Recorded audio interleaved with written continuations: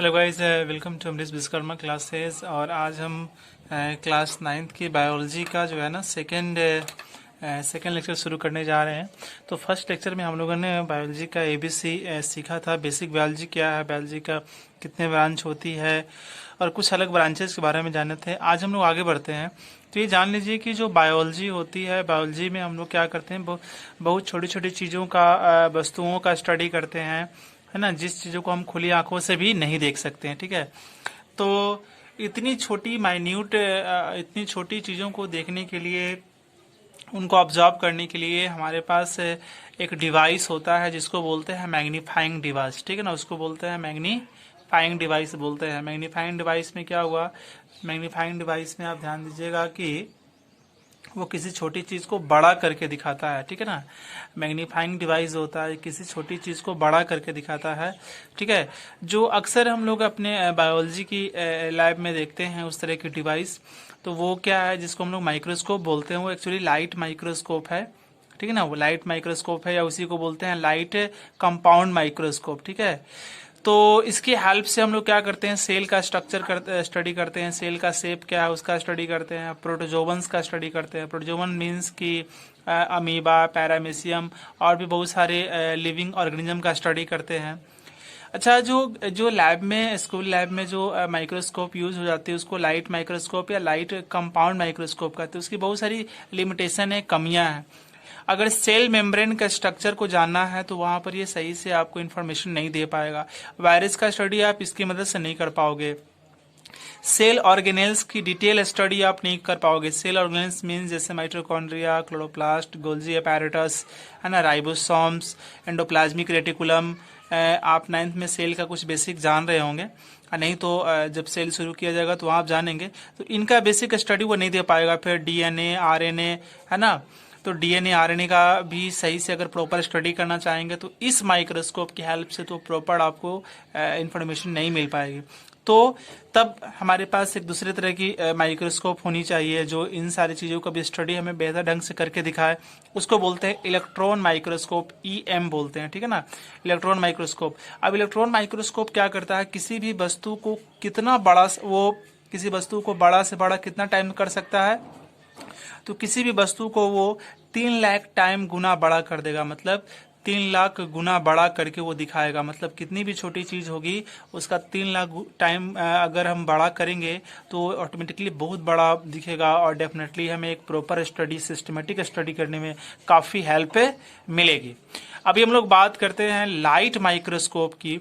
तो जैसे कि मैंने पहले भी बताया कि लाइट स्कूल लैब में जो माइक्रोस्कोप दिखता है वो सिंपल माइक्रोस्कोप ही होता है, जिसको लाइट माइक्रोस्कोप कहिए या लाइट कंपाउंड माइक्रोस्कोप कहिए। इसकी जो मैग्निफिकेशन क्या है, ये किसी भी वस्तु को, किसी भी चीज को कितना बड़ा करके दिखा सकता है। तो इसका मैग्निफिकेशन बहुत ज्यादा नहीं है। ये किसी भी वस्तु को 100 से 600 गुना बड़ा करके दिखा पाएगा, यानी कि 100 से 600 टाइम्स गुना बड़ा करके दिखाएगा, है ना। और वो कितना बड़ा करके दिखाएगा ये तो डिपेंड करता है कि जो उस माइक्रोस्कोप में लेंस जो लगी हुई है उसकी पावर कितनी है। ठीक है ना, तो आप याद रखेंगे कि लाइट माइक्रोस्कोप जो होता है उसमें 2 तरह की लेंस होती है। एक लेंस को बोलते हैं आईपीस लेंस। अब आईपीस लेंस क्या होता है, तो आईपीस लेंस जो होता है जिसके थ्रू हम, वो आंख के पास होती है। ठीक है ना, आईपीस लेंस नाम से स्पष्ट है, आईपीस लेंस तो आंख के पास होती है, और जिससे हम जो है ना चीजों को देखते हैं, जिससे हम माइक्रोस्कोप जो है किसी चीज को बड़ा करके दिखाता है। तो आंख के पास जो लेंस होती है जिसकी मदद से आप वो छोटी चीज, जो माइक्रोस्कोप ने छोटी चीज को बड़ा कर दिया है, उस बड़े चीज को देखने के लिए आपकी आंख के पास जो लेंस लगी होती है उसको आईपीस लेंस कहते हैं।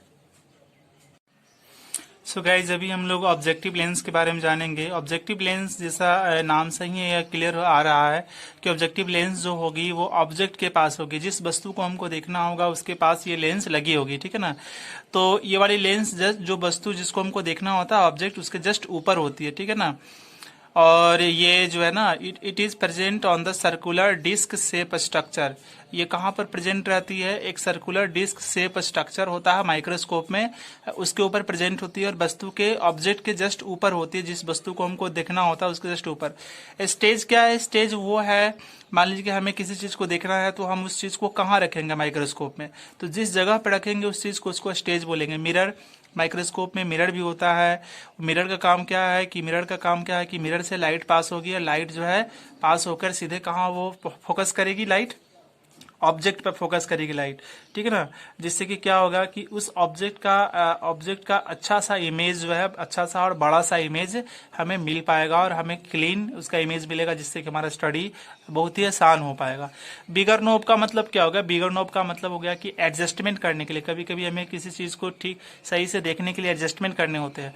तो अगर हमें एडजस्टमेंट बहुत बारीकी करना होगा तो हम स्मॉलर नोब का इस्तेमाल करेंगे, और मोटा मोटी एडजस्टमेंट करना होगा, है ना, काम चलाऊ एडजस्टमेंट करना होगा और बारीक करना होगा। बहुत हम चाहते हैं कि बहुत माइन्यूट स्टडी करें, बहुत बारीकी से स्टडी करें, तो स्मॉलर नॉब का इस्तेमाल करेंगे। और चाहते हैं कि सरफेस से स्टडी करें, केवल सरफेस के, है ना, स्टडी करें, ज़्यादा डीप नहीं जाए स्टडी करने के लिए, तो हमें बिगर नॉब का इस्तेमाल करना पड़ेगा। मैग्निफिकेशन ऑफ एन ऑब्जेक्ट, कोई भी ऑब्जेक्ट कितना बड़ा दिखेगा तो ये तो डिसाइड करेगा कि उस माइक्रोस्कोप में जो लेंस लगी होती है उसकी मैग्नीफाइंग पावर पे डिपेंड करती है।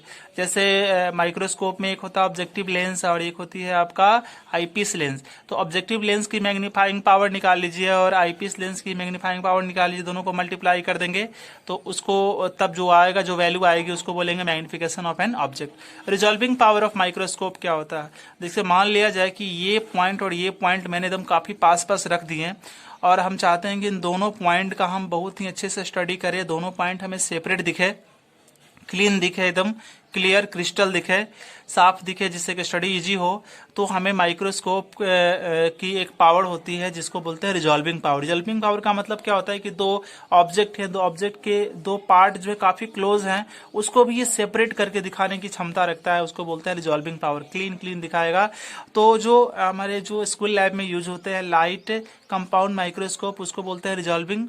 उसका जो रिजॉल्विंग पावर कितना होता है, यानी कि 0.0002 मिलीमीटर, यानी कि 0.2 माइक्रोमीटर आप कह सकते हैं। यानी कि दो पॉइंट, अगर आप पेन से दो पॉइंट इतनी डिस्टेंस पर रखेंगे तो इस माइक्रोस्कोप से आप देखोगे तो उसको भी ये क्या करेगा, उसको भी सेपरेट करके वो दिखा देगा आपको, ठीक है ना। उन दोनों पॉइंट को काफी अलग अलग और क्लियर व्यू आपको देगा, तो वही कहलाता है रिजॉल्विंग पावर। और याद रखेंगे सेल के स्टडी करने के लिए आपके पास जो माइक्रोस्कोप होनी चाहिए उसका मैग्नीफाइंग पावर भी अच्छा होना चाहिए, साथ साथ उसका रिजॉल्विंग पावर भी बहुत अच्छा होना चाहिए, तब जाके आप सेल का स्टडी कर पाएंगे या किसी भी जो माइक्रो ऑर्गेनिज्म है उसका स्टडी कर पाएंगे।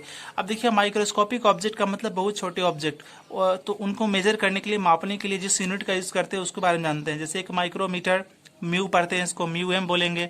इसका वैल्यू कितना हो जाएगा, 1 माइक्रोमीटर का वैल्यू 10⁻⁻6 मीटर। एक नैनोमीटर जिसको एनएम बोलेंगे, तो 1 नैनोमीटर इक्वल टू 10⁻⁻9 मीटर। एक सेकंड थर्ड हो गया आपका एंगस्ट्रम, ए और उसको ऊपर जो ना डॉट लगाते हैं, तो 1 angstrom equal to 10⁻⁻10 metre. So guys आज हम लोगों ने देखा कि जो स्कूल लैब में इस्तेमाल होता है माइक्रोस्कोप, वो कैसा होता है, उसके कौन कौन से पार्ट्स हैं, उसके मैग्नीफाइंग पावर, उसके रिजॉल्विंग पावर और यूनिट के बारे में पढ़ा। तो कल की क्लास में हम और आगे इसके बारे में जानेंगे, तब हम लोग सेल चैप्टर शुरू करेंगे। ऐसा इसलिए किया जा रहा है ताकि आपको सारी बातें बहुत अच्छे से समझ में आए। So guys thank you for watching. If you like, so you can if you like my videos you can like it, share it and subscribe it. Thank you for watching.